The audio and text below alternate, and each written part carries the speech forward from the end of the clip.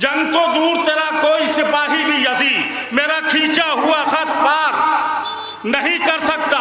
नहर को खून के दरिया में बदल दूं लेकिन आबे खालिस को मैं बेकार, आबे खालिस को मैं बेकार नहीं कर सकता। तो हुर के हाथों को ये कहते हुए खोला शहने अब तुझे कोई गिरफ्तार नहीं।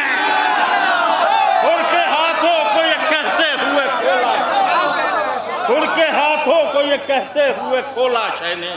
तो करबला ऐसी इमारत है, करबला ऐसी इमारत है जो सरवर के सिवा एक दिन में कोई तैयार,